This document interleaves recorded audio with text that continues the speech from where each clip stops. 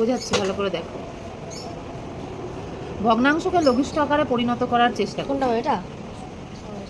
ভগ্নাংশকে লঘিষ্ঠ আকারে প্রকাশ করার চেষ্টা করি। লঘিষ্ঠ কথাটার অর্থ হচ্ছে ছোট, ঠিক আছে? লঘিষ্ঠ কথাটার অর্থ কি? ছোট।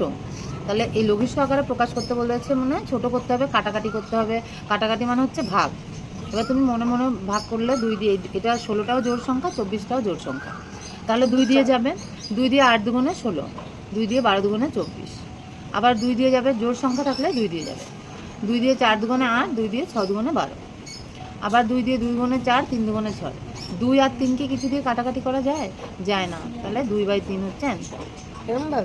এরকমভাবে এই যে 2/3। ওরা দুটো প্রসেসে দেখিয়েছে, এই প্রসেসটা হচ্ছে বেশি ইজি, তুমি এই প্রসেসটাতেই করবে। এই প্রসেসটা বেশি ইজি।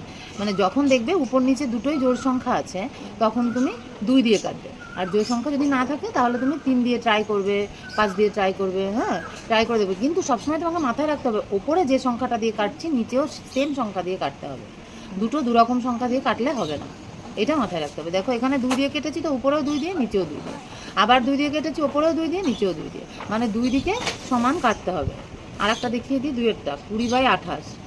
এটাও দুটোই জোড় সংখ্যা, দেখে বুঝতে পারছো? তাহলে 2 দিয়ে যদি 20কে কাটি কত হবে?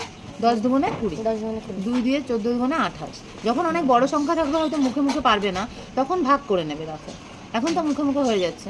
আবার 2 দিয়ে যদি 10কে কাটি, 5 দুগুণে 10। 2 দিয়ে যদি 14কে কাটি, 7 গুণে 14। 5 আর 7 কিছু দিয়ে কাটা যায়? তাহলে 5/7। যতক্ষণ কাটা যাবে ততক্ষণ করে যেতে হবে। যখন দেখছি আর কাটা যাচ্ছে না, তখন থেমে যেতে হবে। ওকে, বুঝতে পেরেছো? তাহলে তুমি আমাকে এইটা করে দেখাও, 36/81।